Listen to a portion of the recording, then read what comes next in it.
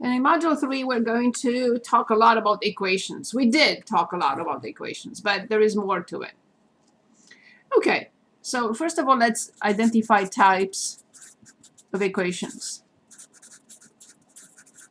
They can be classified in different categories, but one category that I want to talk about is based on the number of solutions. Based on the number of solutions.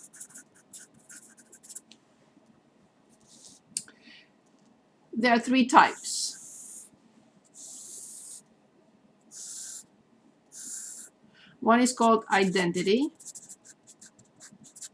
Comes from the word identical, right? The left-hand side equals to the right-hand side. For example, 2x plus 1 equals 2x plus 1. When you move terms around and simplify fully, you get 0 equals 0. That means that any value of x will work. And this has infinitely many solutions. Infinitely many solutions. You don't have to get 0 equals 0. You can get 7 equals 7, 10 equals 10, which means any x will do. If you replace x by 0, you get 1 equals 1. If you replace x by 1, you get 3 equals 3. If you replace x by negative 1, you get negative 1 equals negative 1, and so on and so forth. That's why this equation has infinitely many solutions. The second type is called conditional. So there is a condition, meaning the left-hand side equals the right-hand side for specific finite. This is infinite. When we say finite number of solutions, we mean one solution or two or three or four and so on and so forth, but not infinite. Specific number, fixed, okay? So for example, we could get x equals 1 or x equals 3 or x equals negative 100. An equation can have three solutions, and this is conditional. What does that mean again? It means that the left-hand side equals the right-hand side only in these three situations. So there is a condition. The left equals the right only in these conditions, under these conditions. What conditions? That when x is 1, when x is 3, when x is negative 100. That's it. And the last one is called a contradiction. So a contradiction has no solutions. For example, 2x plus 1 equals 2x minus 3. When you move terms around or remove, in other words, you move 2x to the other side, you get no x. So in addition to not getting any value for x, you also get a false statement, meaning there is no actual x value. It does not exist, in which the left-hand side will equal the right-hand side. And this has no solutions. It's a false statement. This is a true statement no matter what x is. But this is a false statement no matter what x is.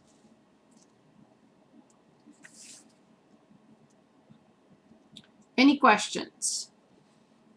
So when it comes to the number of solutions that an equation may have, we have three different types of equations. We have an identity. It comes from the word identical. The left-hand side is identical with the right-hand side in any form. It can be 2x plus 1 equals 2x plus 1. It can be 5x minus 3 equals 5x minus 3. It can be 0 equals 0, or any other form. Conditional, no solutions. Contradiction, no solution. And conditional is true. The left-hand side equals the right-hand side only for specific finite, not infinite, finite number of solutions. Okay, so let's practice some equations.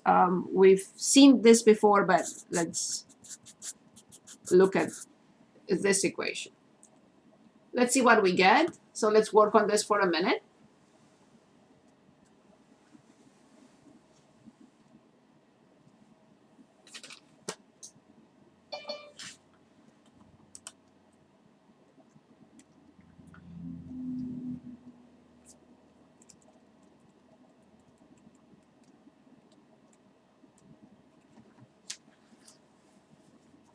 Let me know what you get.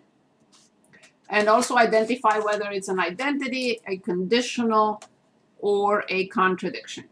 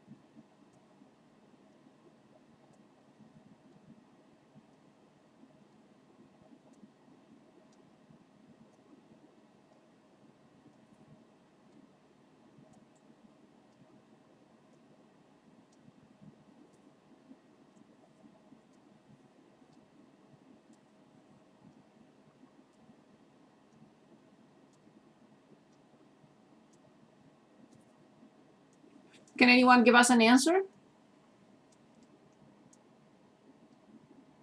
Conditional. It is conditional, and the answer, if you obtained anything. X equals 6. Perfect, that's what I got. So let's work on the problem for everyone. We distribute 2. So 2x minus 14 equals x minus 8. Most of the time I prefer to have or keep the variable on the left-hand side, but it doesn't matter. So if you understand and you see the practicability of this step, instead of writing minus minus plus plus horizontal line la la la, you understand that this is a much better method. I would like you to apply it if you want to. You don't have to change your style if you're comfortable with it. That's fine. But this is a better method. Okay? So 2x minus x, that gives us x. Positive 14 minus 8, that gives us 6. And this is it, and it's a conditional. It has only one solution. Good, very good. So here's one that is a little bit more involved because it requires more steps. Minus 15 equals negative 9, y plus 5 plus 3y. Let me read it back to you. Negative 5, and then a quantity. In parentheses, we have 3y plus 3. Then outside minus 15, and then equal symbol. And then negative 9, and quantity again. Inside we have y plus 5. And then outside plus 3y. Let's work on this.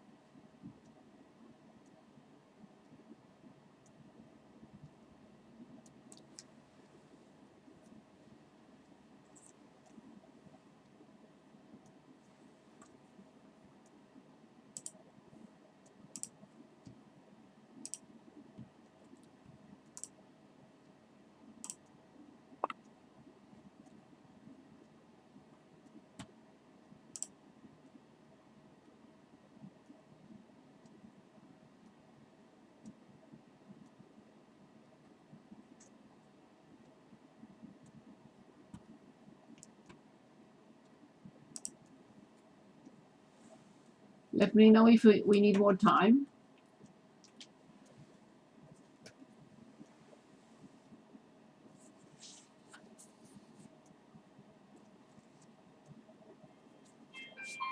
Sorry about that. I forgot to. Marcy, I'm in class. After 3:30. Bye. It's my colleague from work.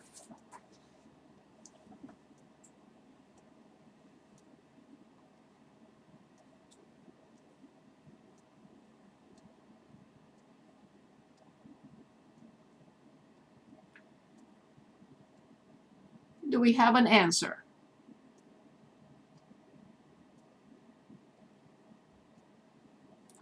Do we need more time?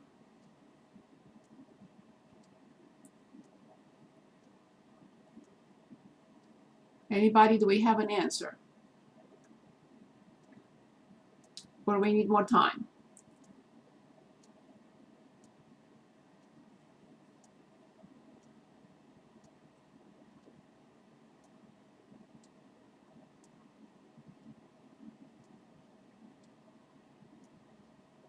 Anybody, please say something. Do we have an answer, or we need more time, or we should start to work on it together?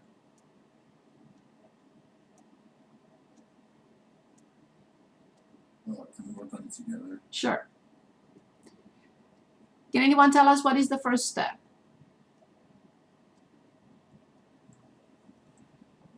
Anyone, please? What is the first step? Distribute. Yes, of course. So we have negative 15y, negative 15 minus 15, negative 9y minus 45 plus 3y. Yes, we have to distribute negative 5 to these two terms and negative 9 to these two terms. What will be the next step? Mandatory step. What is the next step here? Combine like terms. Yes, that is a must. We have to combine like terms before you decide what to do. The left-hand side has a negative 15y, and then we have a negative 30. The right-hand side has a negative 9y plus a 3y, which is negative 6y, and negative 45. Now, I will move positive 6y to the other side and positive 30 to the other side, respectively. So negative 15 but plus 6 is negative 9y. Negative 45 but plus 30 is negative 15. So therefore, y is a negative over negative, it's positive, and we have to simplify. And it turns out that I can simplify by 3, and I get 5 divided by 3. So this is 5/3, or y equals 1 2/3, if they want the answer in a mixed number. It has to be fully simplified, and I will change it into a mixed number only if it's required. Otherwise, this is good enough.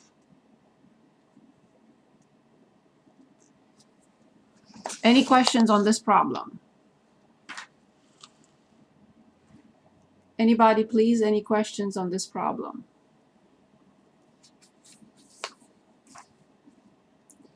Okay, let's look at some problems with fractions.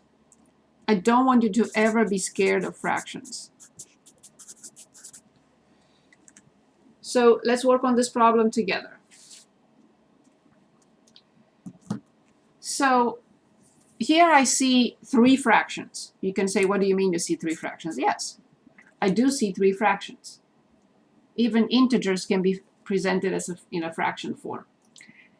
I would like to eliminate fractions by eliminating denominators. But I have to find the LCD, the least common denominator. So what is the least common denominator of 1, 4, and 5? Because I want to multiply by a number that deals with all of them at once. So I can work on a problem that is much simpler than this.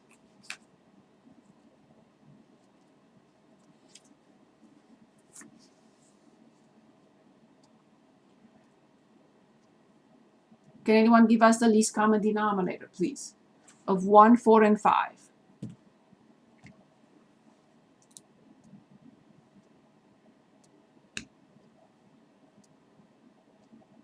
I have 40. How did we get to 40?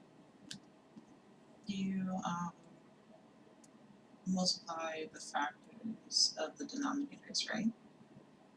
So I have one denominator, which is 1, another denominator is 4, which is 2 squared, and another one, which is 5, which cannot be simplified. Or, I mean, this is a prime number, so I cannot write it in any other way. So now, how do I find the least common denominator? We discussed this some time ago, and we said there are 3 possibilities, basically 4. Which case is this?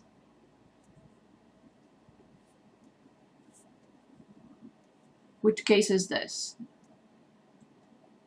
from those four. Actually, as I said, 3. If the denominators are all the same, that's not a real case, but I included it. So which case is this? Which situation is this? And what do I do to find the least common denominator?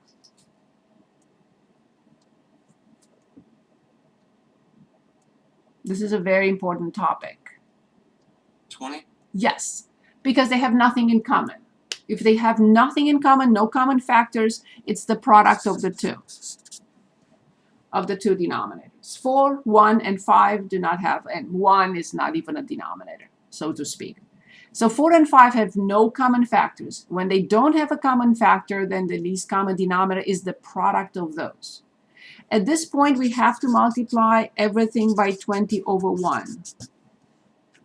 We will not multiply. We will simplify before writing the simplified form. So when I multiply 20 by 9, I get 180. That's clear. The next step. When I multiply 5 over 4 by 20 over 1, can anyone simplify and tell us what we get? It's a negative number. 5 over 4 times 20 over 1. Please simplify and tell me what you get.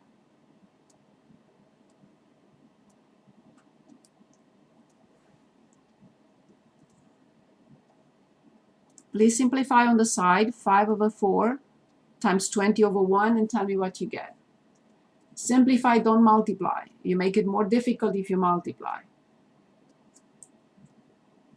25, very good, indeed. 25x.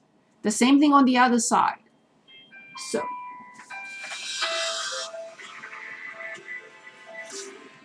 how do I turn this off? Okay, so on the other side, we simplify by 5.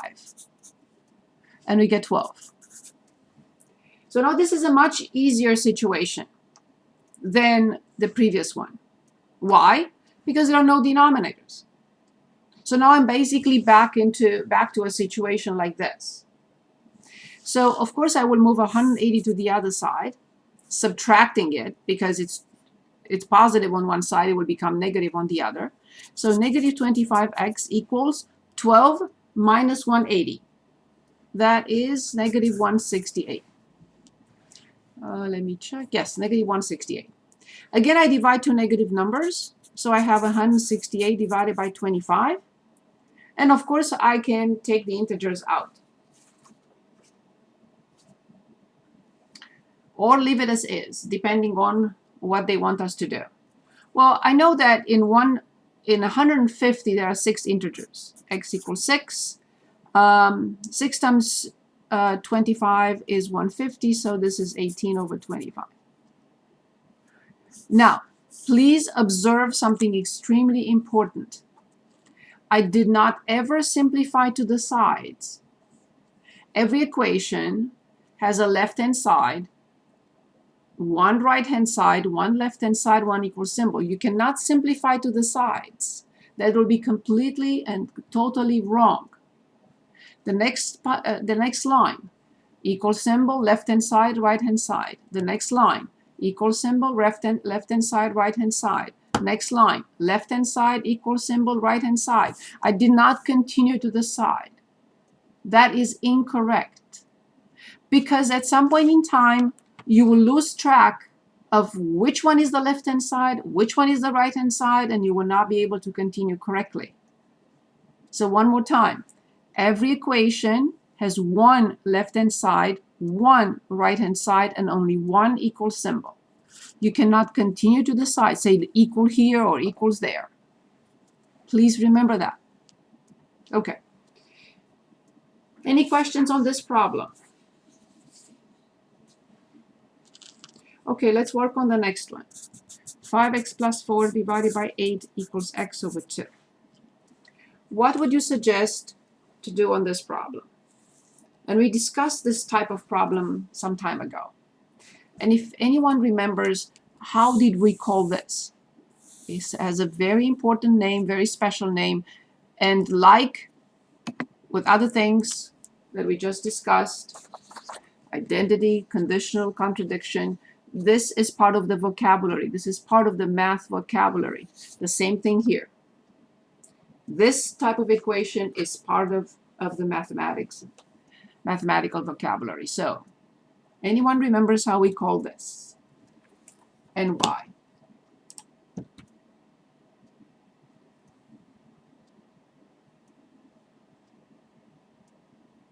Yeah, Rachel, you understand why it's positive, right? Not negative. I just saw the, okay. Yeah, I do that. I do that. Perfect, perfect. No worries. No worries. Good. Does anyone remember how we call this?